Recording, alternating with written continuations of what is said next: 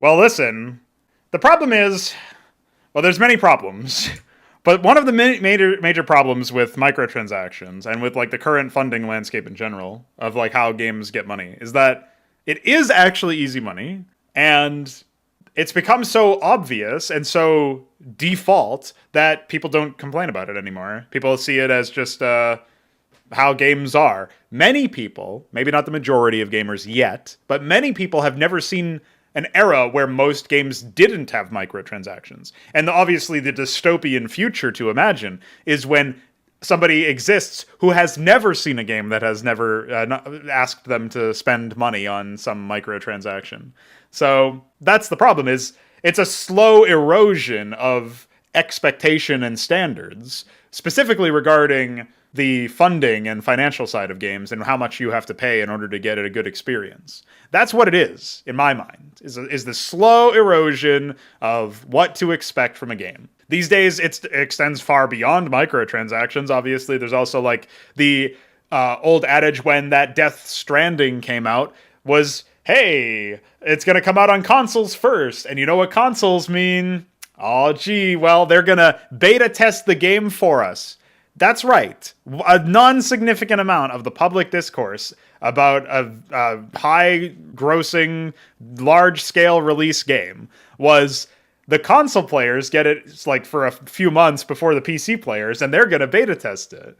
I mean, obviously, it's a different platform, so I'm sure there were still plenty of bugs when the PC version hit. But the default assumption was that the game would launch in an incomplete and buggy state and would slowly be iterated upon to make it better. Like, I don't understand how games get any pull in their first month anymore. I actually don't understand that. How do games routinely provide a terrible first-time user experience when they're initially launched, and yet still people will try games out when they are first launched? I guess maybe that's just a mindset thing. Like, some people are tinkerers, some people really want to just jump in and fuck around a little bit and see what happens. But I personally want my time to be spent on good entertainment, good art, good whatever. And I just can't have any faith that that happens even after the game has been released like publicly and iterated on or whatever.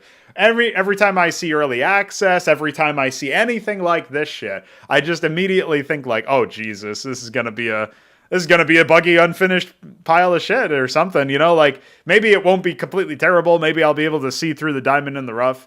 But now it's not just early. At least if you had the label of early access, I would understand, and I would just steer clear because that's not my cup of tea. But now it's like a released product will just behave exactly like that, and nobody seems to care. Like, that's just a default assumption. Now, people will say, oh, it launched in a buggy, incomplete piece of shit state. Like, they'll say that in the Steam reviews or the Reddit posts or the social media, whatever, wherever these games are discussed. But they still pay for it, they still buy it, and they still are just like, yeah, check back in a few months, you know? Like, this is my review on Steam, LOL, can you give me some awards or whatever, some upvotes? And it's like, it's so insane to me. There was some review, I actually want to pull this up. A couple of things to note. The game is obviously not finished. It is an alpha, and it shows. The game is buggy. I think that's just gaming in general these days. If you want to burn a few hours of your life, this is a good choice. A positive review opening up like that is fucking insane. Like, I cannot imagine the kind of person who just says, oh, here we go, I'll play games, and oh, this is a buggy alpha that's not finished, and I spent money on it, and I'm now recommending other people do the same thing I did, as long as their expectations are that it's not going to be a product.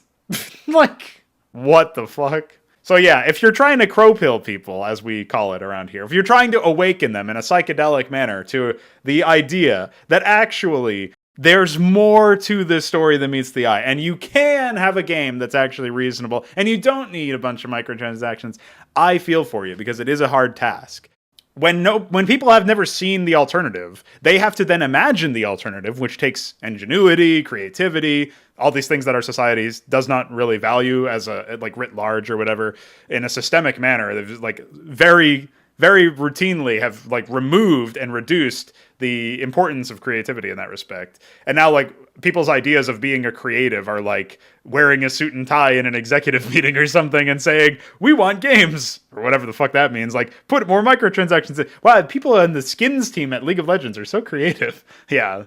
Yeah, they sure are. Corporate art is really creative. The point is, you're really shit out of luck if you're in a situation where you're like, I want to get my friends in on this whole, I don't know if we can call it a movement, but this idea that standards are actually important. You don't need microtransactions to make a profitable game. And it's actually an erosion of your ability to express yourself as a player. Even if it's cosmetic only microtransactions, you still can't fucking do any. Like, okay, I want to show off my character in this V Rising game that I was playing earlier, or I want to, customize my character in Halo Infinite, which I was playing a little bit earlier, like last month. Halo Infinite's a pretty extreme example because when they launched, the color red was locked behind a purchase. Like, what the fuck, dude? And yeah, they got a lot of hate for that, but that's an outlier. Like, most games launch with slightly less microtransactions and no fanfare and no pushback. So the fact that Halo Infinite got hit is like, occasionally a stray bullet hits the right kind of villain. You know what I mean? Like, that's basically what it is. And otherwise, like, all of these other people are just like, EA and Ubisoft are like on looking, and they're like, holy shit, dude, Microsoft is getting absolutely destroyed over the same thing that we all do. Whew, it's a good thing that they're focusing on them. In fact, can we get some of our Twitter employees here to like head on to social media and start yapping about how actually it's really terrible that Microsoft is doing that? But just keep the heat off of us, man. We're about to push a microtransaction update, actually, so just keep the heat off of us. Yes, putting it that way, I agree, Figudo. It is insane that gamers have accepted games as storefronts. I was saying this as well. I was actually talking about this because I just had played Rainbow Six Extraction, which is like a PvE game in the Rainbow Six Siege, like an offshoot, a spinoff or whatever. 60 gigabytes, by the way. Anyway, you're playing that game, and there's a fucking store inside the game, and I noticed that there was something that said free on it, and I clicked on it, and it was like, oh, you had to have gotten an achievement to get this free thing. And it was a timed event that had already gone by before I even knew about the game. So why was it still in the store? And I was trying to explain, like, I wouldn't do this. I wouldn't put some timed event shit in the store. And then I realized what I had said. And I said, well, I wouldn't even have a fucking store to begin with, because why the fuck would you need a store in your game? They already paid for the game. Like, it's so insane. Like, even in a free-to-play model, it doesn't make any sense. Just don't make your game free to play. I mean, like, if you're going to make your game free to play, then you can have, I guess you could have, like, supporter packs or founder packs or shit, where it's like, it is actually just cosmetic stuff.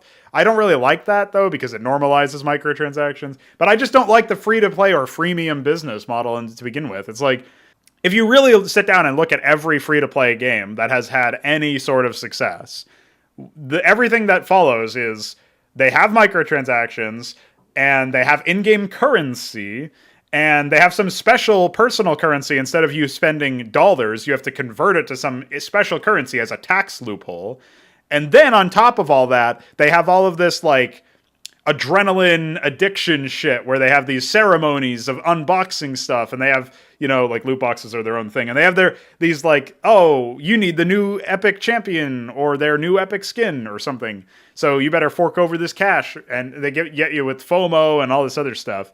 That's, like, they're operating on a level where they're no longer game designers as much as they are fucking psychologists, like villainous psychologists. Fuckers, actually, would be a more appropriate term. So they're not game developers, they're fuckers. And that's an action verb that means that you're the one who they're fucking. So you just want to be careful about that, dude. Don't let them fuck you. The original point I actually wanted to make, while it's hard to crow pill gamers, it's also hard to crow pill, like, I think it's harder to crow pill developers. It's harder to convince developers that they should leave all of this free money on the table. And then what? Like, what happens next? You know what I mean? Like, I just am meaningfully less rich. Like, at that point, you just have to convince them that actually there's more to life than money. It's just that in an ideal world, anybody who's creating something that requires creativity is doing so because they have ideas and they are passionate about executing on those ideas to a high level. And instead, we get what we get. That's what I think, Figudo, is that you'll actually make more money by making just better products. You're basically in a situation where you have to convince people of what delayed gratification is and, like, that it's valuable. If I wasn't convinced in delayed gratification, how the fuck could I ever justify, like, spending years of my life working on a prototype of a game which I may never actually be able to make. Like, I would just decide, fuck it, I'll make the game now. Or more likely, I would just never make anything and live life as a fucking hedonist or something. But whatever the case may be, like, if I'm not ever convinced that there can be something great as a result, like in the future, as a result of what I do now, then of course I never do anything that's like requires an investment into the current in order to get payback in the future.